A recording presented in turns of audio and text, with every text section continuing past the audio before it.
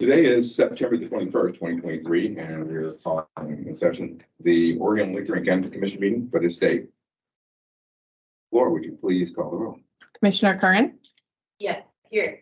Commissioner Doherty? Here. Commissioner Floyd? Here. Commissioner Japon Porter? Commissioner Miletus? Here. Chair Reval? Here. Thank you.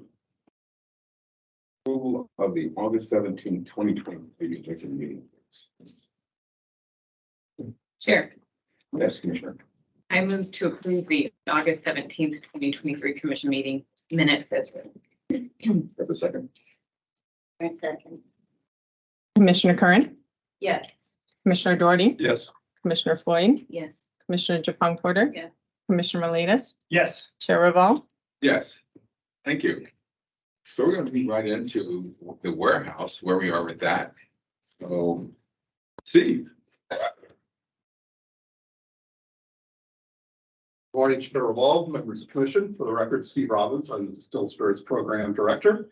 And today I'm going to give you an update on two separate items. One is where we are with the warehouse, and the second is some decisions that we're making around the labeling process and the labeling system in our warehouses. So I've got some stick figures that I have drawn here. These are not to scale, but I just wanted to give you a relative idea of where we are right now. Initially, when the property was going to contain both the headquarters and the warehouse was going to be positioned, you'll notice in all these drawings, north is to the left. But the warehouse was going to be positioned on the property equidistant between Walnut Street and the opposite side of the property. So from top to bottom here, it was going to be centered. And the reason was, in the original drawings, we were going to have inbound docks on one side of the facility and outbound docks on the opposite side. That is kind of an unusual decision. You'll see that we've decided to modify that as we move forward, but this was how it was originally laid out. And in this picture, we also wanted to just show the fact that the original structure is going to be 350,000 square feet. And the idea is that we want to make it capable of expansion. And it was going to be built so that it would expand to the right on this picture, or to the south. Go to the next picture. So here is what's happened since. The headquarters, as we've heard, is not going to be a part of this plan now. What that meant is that we can do a couple of different things. On all of these pictures, there's a little red rectangle at the top of the picture. I think you're all aware that there's actually a cemetery on this property, and that's what that little red rectangle indicates. And we now have the opportunity, with the headquarters not being there, to reposition the building a little bit and move it away from that, to give it a little bit more space in the scheme of things. The other thing that you'll see on this picture is the decision is made that we are going to put all of the dock doors, inbound and outbound, on one side of the facility. That's how all major warehouses are built now. Right across Walnut Street from us is Columbia Distributing. They have a fairly recently built warehouse. That's how they're structured. So it makes it easier. Plus, we only have to maintain one shipping location then. All shipping and receiving happens on one side of the facility. We don't have to have 2 yards, 2 different locations where trucks are coming in and out. You'll see a really bad drawing of the driveway coming off of Walnut Street with an arrow on it. That's the way we're going to route the trucks into the facility. And so they will come in and we will do all of our loading and unloading on the bottom side of this drawing here, and then run the trucks back out. We've also moved the whole warehouse to the right, so that instead of extending to the right as we grow, we'll actually expand to the left and move ourselves forward. There's a couple of reasons why we decided to move it back, and that has to do with the left side of this picture, where the red dashed line is. That red dashed line, we recognize to the left of that, the First Street. If you were to stand in that red star and look down on this picture, the property is actually 30 feet lower in that bottom left corner than where you'd be standing in the star. Because there's such a difference in elevation, it would require a ton of fill. There was a lot of plans to put parking there and to terrace the parking and everything else. By doing it this way, we can actually sort of parse these out and not have to do any development on that left side of the property, hoping to save us some funding, and then we can make decisions about what to do with that part of the property later.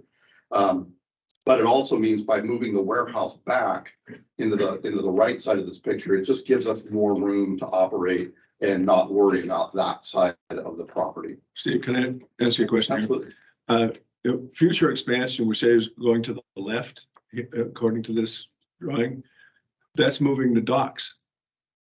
If you decide to expand, is that correct? Rather than expanding on the other end of the building where there are no docks? It seems complicated to me, but I'm not a builder, so you can educate me. Yeah, sure. Well, Commissioner Doherty, yeah, actually the dock doors are going to essentially, there are 10 inbound and 10 outbound doors in this drawing in the black section here.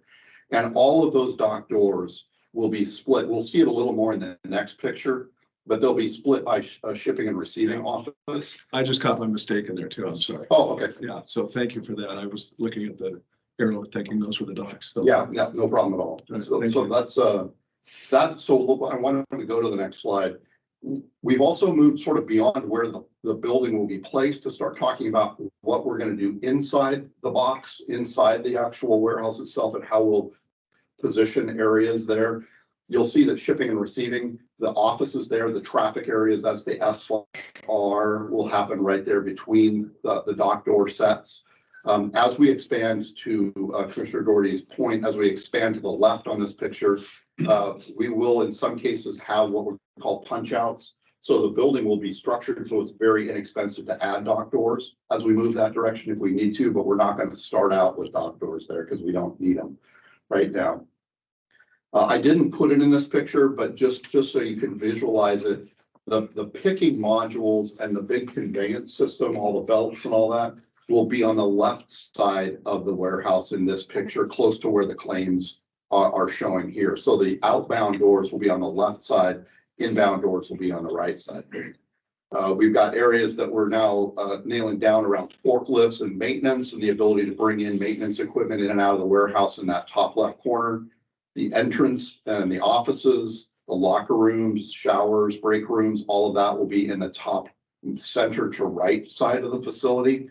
And then the claims processing, we're going to put over on that left side. One of the questions that came up was, well, why would we put claims right in the place where we're going to be blowing a wall out to extend? We had a chance to visit Columbia's distribution center, and the way that these tilt-up walls are structured for these big warehouses is they wouldn't remove that entire wall anyway.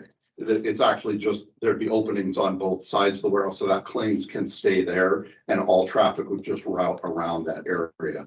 And that seemed to have worked pretty well in some of the other warehouses that we've taken a look at. So we can go ahead and go to the next one, Laura. So in terms of sort of where we are right now, we've got the project management, the owner's representative in place. That's those companies, those contractors have been in place for quite a while. We've got Barry Dunn, who's our change management vendor. They're in place this last week as an organization. We went through what we call change agent training, where they came out and we've gathered all of the players in the agency that have influence around the agency to talk about how they can play a role in not only helping to communicate, but receive information from folks around the agency and get feedback. And so we've taken the first steps there. In terms of design, we have not only our architect in place, but all of the subs that help them with the designs around material handling, fire codes, all of that is in place. We're working to finalize right now the construction management general contractor. That's the real piece right now that we want to get done so that we can actually work on getting shovels in the ground next summer. So that's our goal right now, is to get that part taken care of as quickly as we can. While that has been going on, we didn't want to just stop. So we've been working on schematic design. Some of the pictures, the rough pictures I just showed you were a result of those conversations. So we're talking about where things are going to go and the difference between what was originally done with the headquarters on site and without. Because the headquarters is coming out, we have to talk to the city. Traffic is going to be different. Parking numbers of parking spaces on the property are going to be a little bit different in terms of just volume. So we're going to need to talk to Canby about that and update them, and that process is underway. And then I just mentioned core samples. There are a litany of little things that are going on, but one of them is when you put a big heavy warehouse on land, you want to make sure that you take core samples to understand the weight and the ability for the land to handle that. And so the core sampling part is something that we're also about to embark on. So overall, just wanted to communicate with you that things are moving. We are working on things, and I may not have all the answers right now, but this is at least the update I can provide you today. So I'm happy to answer any questions if there are any on that. Commissioner? Thank you, Steve. Appreciate that. Where is, and this may be more a question for Craig, but that contract, where are we at with it? How close are we to finalizing that? Yeah, the interesting thing is with the change in the headquarters coming out of the plan, that it's not just as simple as just removing a building and subtracting all of that out of there. So that has been a component of it, is working through, well, what is the savings on that? Or is there savings on that? But the other part of it that I haven't talked about here is, remember, we've got this whole construction project going on, but we also have all of these IT projects that are happening. And those IT projects are around the warehouse management system, ERP system, and the point of sale systems that will be out in the stores. The goal for this whole project is to actually bring both of these projects in for a landing at the same time, because we can build the structure and we can have the conveyance system there and operational, where when you push a button, wheels turn. But it has to at some point be integrated with a warehouse management system so that they talk to each other and the barcodes can be read and scanned and all of that. So the issue right now, as I understand it, that's occurring in the negotiations is how do those two things land? If the IT projects that are ongoing, the IT project that we're negotiating and putting out an RFP for, is that going to, if that's going to be delayed in any way, I think the person we're talking to, the people we're talking to about the general contract are wanting to have real clarity around how long are they in the game. If they finish the building and they finish the conveyance system, are they done? Or do we ask those folks to stick around until the IT systems can all be integrated? And so that's kind of the final area. And I understand there's some issues around insurance too, but we're hoping that we're very, very close at this point in time to getting it done.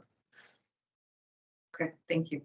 Steve, do we have examples of how this has been done around the country? To work with either you or Shannon, Ryan? Sure. Well, I think one of the things that I got to do in my first week here was travel to Ohio and look at their facility as well as Virginia and take a look at their facility. Very different facilities in the way they're structured and run, but very informative. I was just talking to Executive Director Prinz a few days ago about the fact that I wish I had been able to take that trip now instead of on my second day on the job, because I know a lot more now than I did then. So we're talking about the possibility of setting something like that up. I'm going to be going to a NAPCRA conference here at the end of October back east. And so I'm hoping maybe we can integrate something where I can get back to, it's pretty close to Virginia. So get a chance to go over and take a look at it again. And then we can really start asking more in-depth questions. I was more looking at how are their docks structured? How is their transportation structured in the first visit? Now I want to get into nuts and bolts about where do you have your claims? How some of the questions that our staff have asked as we've engaged them that are great questions. If you're up on a multi-tiered picking structure and a bottle breaks, how are folks below them protected as that stuff goes down through the grates? Those are questions, are fantastic staff questions that I don't have an answer for, but we're going to get them. And my hope is to be able to go and look at more. We've also had an opportunity to stay in touch with our new neighbors, Columbia Distributing across the street. They have been more than willing to and offer to let us and me bring my management team into their warehouse again and look at how they're structured. Not only the one here, but they have one up in the SeaTac area that's a little more structured like us with automation. And so we're going to schedule some times to go up and take a look at that as well. Yes. Thanks, Steve. Would you be able to please share your findings after that, soon after your visit with us as well as with Alan possibly? of the warehouse?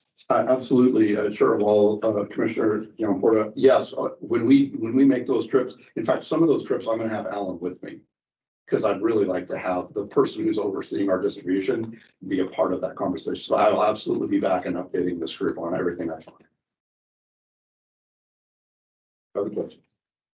So, SKUs. SKUs, Yes, let's talk a little bit about that. So dating back several years, Distribution Services here at OLCC had concerns about the fact that our product labeling, the barcodes on our product, the methodology we were using, because we have a 5-digit code that we put on them, that was going to cause problems because the number of SKUs continue to grow as we move forward. And we could see that there was a point in the future coming where we were going to run out of numbers and run out of our ability to label the way we were now. So Oregon had a choice to make. We could use NABCA labels. NABCA puts labels pre-printed on all of the boxes that our control state partners, many of them, use already. Or Oregon could look at kind of breaking from that path and just creating our own new code and move forward with that. At that time, the decision was made that Oregon would use its own new code so that all new products coming in the facilities would have an Oregon code on them. And at the time, it was also decided that existing products wouldn't have to be relabeled until the beginning of 2024. But the goal was anything coming into our facility after the beginning of 2024 would have an Oregon label on it. We had an opportunity last month to meet with our partners at NABCA as well as industry partners. And in that meeting, they appealed to us to reconsider that decision. It would mean a number of things for them. First of all, they wanted to assure us that in their labeling system, there's no way they're going to run out of codes in our lifetime. So they wanted to put our minds at ease on that. But the second thing is all of these boxes, all the boxes they're using on the cases are already labeled. To have to convert to Oregon's labeling was going to be a significant expense to them. And their argument to us was they didn't really think that it was going to be the benefit was worth all of that cost when there was already a full existing numbering structure in place that we could utilize. So at the time, Executive Director Prinz and I committed to our partners that we would review that decision. And we are in the process of doing that right now. We think we'll probably have an answer for them within the next couple of weeks, and I will update this group on that. What we've done is NABCA and some of our partners there have provided us. Part of the problem here is I'm new, the executive director is relatively new. These decisions were made prior to our being here. So we're trying to do an autopsy, if you will, and understand why the decisions were made. So we've got a lot of the email traffic that was occurring with NABCA and those folks. We've got our own files that we've been able to go through and try and understand what was the rationale for this. So our goal is we want to understand why the decision was made. Right now, it feels very much like it would be possible for us to go to the NABCA system without much issue for us. And so that's where I'd say we're leaning, but I want to wait until we make a final decision on that here in the next couple of weeks. If that decision is made to switch to NABCA, we would likely not implement that until we set up the new warehouse management system in the new facility. To re-switch everything right now on fragile systems wouldn't make any sense.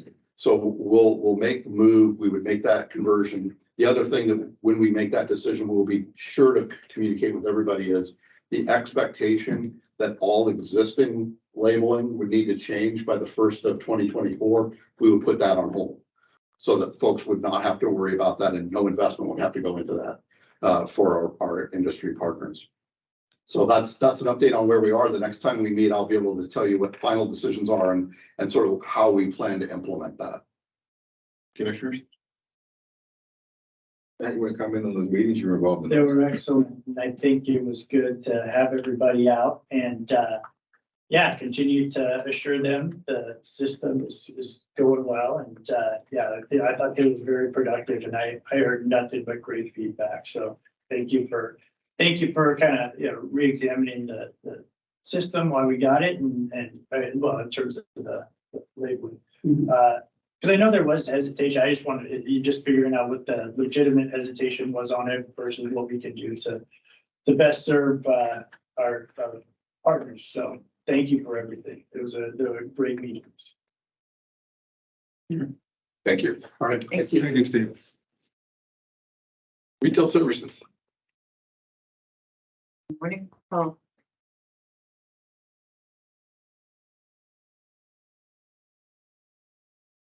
Good morning, Chair Commissioners. Paul Rosano, currently serving as the Retail Services Director. Last month, the commission appointed a new agent for store 1178 in Lake Oswego.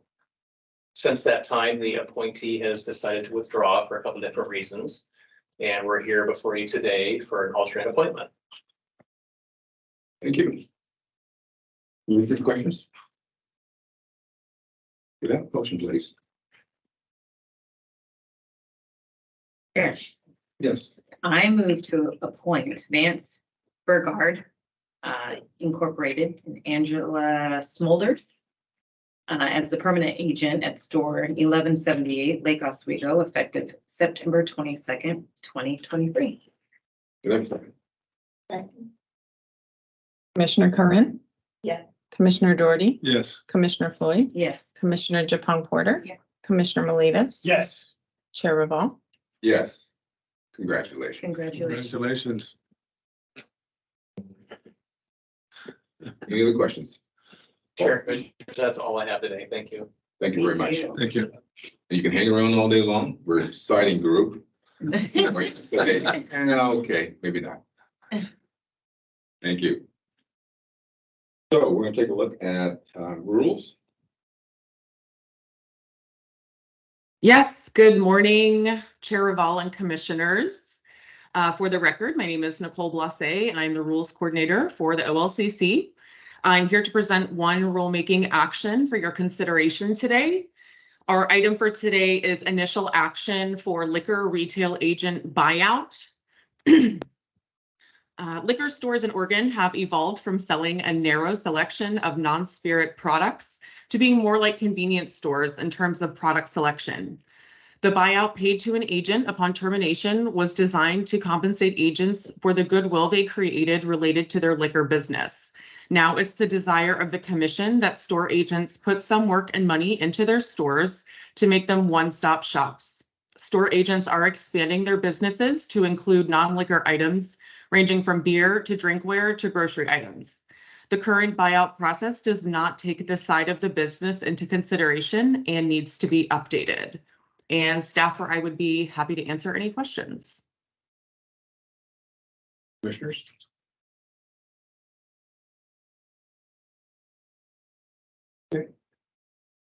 Chair, Yes.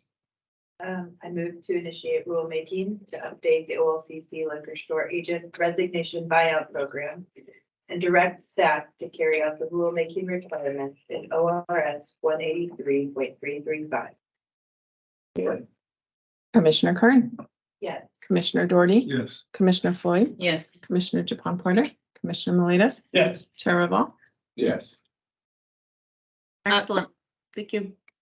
Well, before we let you go, quick question. Is there going to be a rack on this to speak with the agents and to on what these the rulemaking is going to be? Yes, this is just for starting initial action, but yes, I would imagine a RAC will be scheduled at some point further down the line, especially considering that this is an issue that came to us from Salim, from one of our important stakeholders. So I would imagine that, yes, we will have a RAC later down the line for this. Okay, Nicole and Paul and Laura, if you guys wouldn't mind, I'd like to, will you keep me posted on the schedule of that? Absolutely. Thank you. Thank you. Thank you.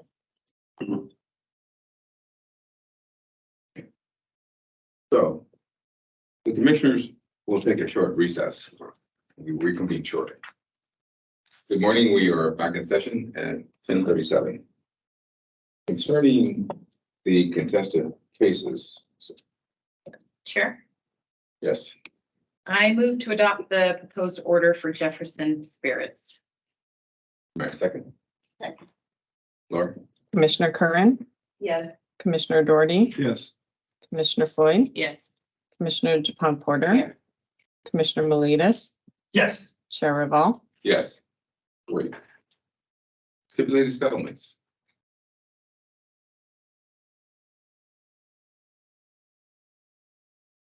Morning, Commissioners, Chair Ball. My name is Elijah Nadell. I'm presenting to you this morning as a case presenter from Administrative Hearings Division. I have a docket, 4 liquor violation cases for stipulated settlement, 1 marijuana violation case for stipulated settlement, and a liquor licensing settlement agreement. Questions, Commissioners? We'd like to separate them or keep them as one. Keep them as one. Oh, Chair, yes. I move to ratify the 4 alcohol stipulated settlement agreements. The marijuana stipulated settlement agreement for Naked Extract and the licensing stipulated settlement agreement for Shimmers as proposed by staff. May I have a second? Second. Laura? Commissioner Curran, Yes. Commissioner Doherty, Yes. Commissioner Floyd, Yes. Commissioner Japon Porter, Yes. Commissioner Melitas, Yes. Chair Reval. Yes. Excellent Thank you. presentation. Thank you. Thank you. Okay, we have a presentation by Representative Wojcik for the OHA update. More importantly, By he's one of not our from OHO, he's from us. Yeah. Very familiar. Thank you. Good morning, Chair, Commissioner, TJ Sheehy, Director of Analytics and Research for the OLCC. Happy to be here and provide an update. As I'm sure you're all aware, cannabis is what we call an iterative process of regulation. It's all very new. There's no federal guidance or framework, and so we learn from our own experience and we learn from the experience of other states. As in line with that iterative process, we released a press release last night that I hope you saw, and you likely heard that OHA's mold testing requirements were stayed by the Court of Appeals on August 25th. In light of that stay, last Friday, Oregon Health Authority passed temporary rules that formally remove the requirement for testing batches of cannabis for mold, and also allows products that had previously been found to contain mold to be transferred for sale in the regulated market. So pursuant to that rule that OHA adopted yesterday, OLCC provided a list to Metric to override test statuses from failed to pass that had failed in the past for aspergillus mold, so that those items can now move within the supply chain.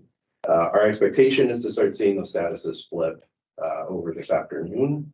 It'll take probably at least a couple business days because of the volume of product, but we should see businesses be able to make transfers of those products in the coming days.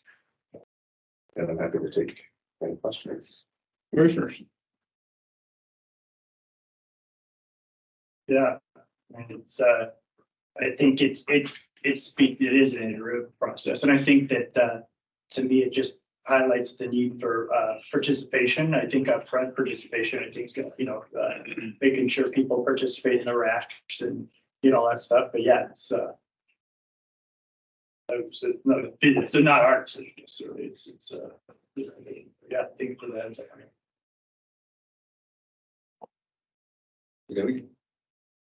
Thank you, TJ.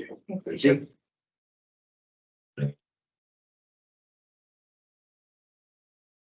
Craig isn't here, so this last part's come back by me to handle. And that is, many of you have heard that over the last 6 months, it's been a little interesting for OLCC.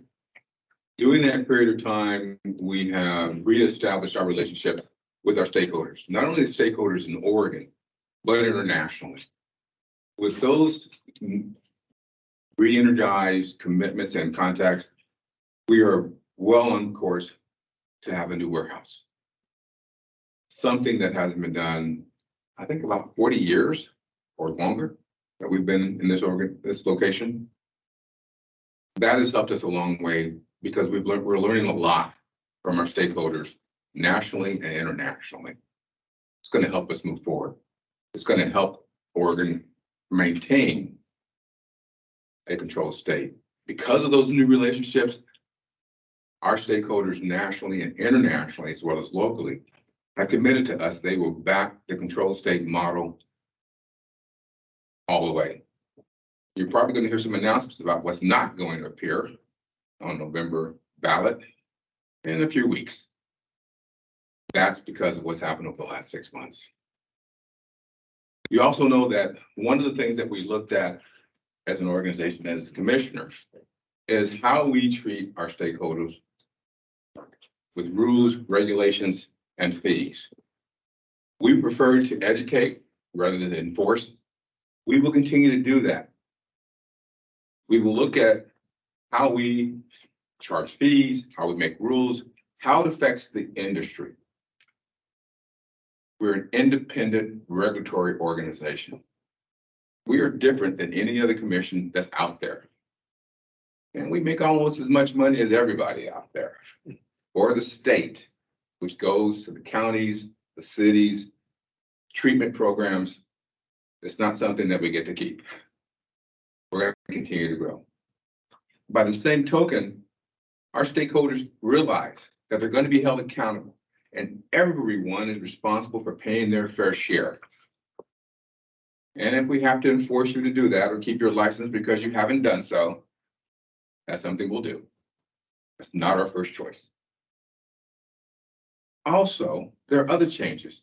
We're going to expand from originally 9 years ago, almost 10 now. There's 5 of us. There's going to be 7 of us. There's going to be 9 of us after the first of the year. In those changes that are going to affect this organization and affect the state, we're going to move forward. Many of you have always seen changes in leadership within the organization. Personally, I think that's been refreshing. Those changes are going to continue, and there'll be some changes that are going to be put in stone, so to say, next month or the month after. Stay tuned. In those changes, there's another change that involves me. I am approaching my 10th year. Oh my God. I will be stepping down effective October 1. So in about 24 to 48 hours, I'll be getting on a plane with family and friends for abroad. When I come back, I won't be here.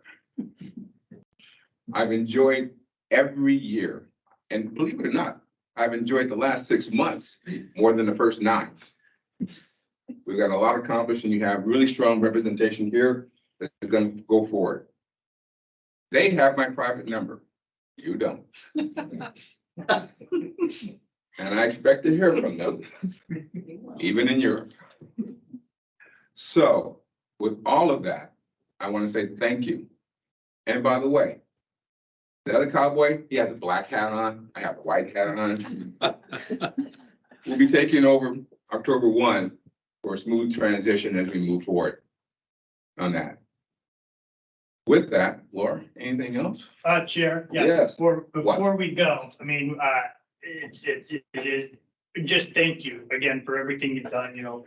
We, when this all went down, I don't think, you know, any of us were prepared for it. And it's, you know, I think all of us agreed, you know, John is industry, I was industry, and, you know, you were the logical choice to kind of guide us through all this. It has been a crazy ride, but I really appreciate everything you've done for us, and we wanted to give you this as a token of our appreciation.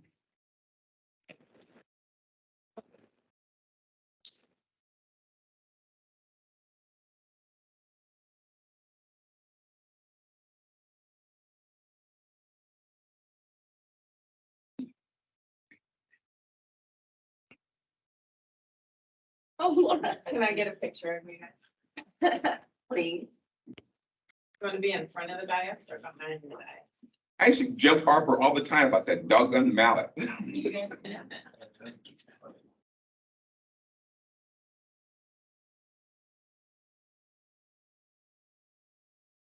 And I should say too on the record, because the picture is gonna be with all of our Western gear on, that I want to thank the chair. This was his idea in honor and support of the Pendleton Roundup and Happy Canyon Night Show that went on last week on the other side of the state. We are representing Eastern Oregon today by dressing in Western clothes.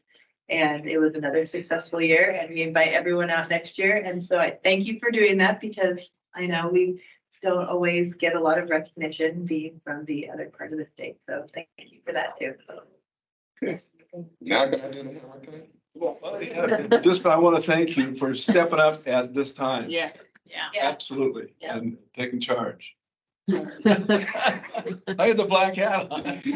You can't use it till October No, 1, but there it is. You're passing it over.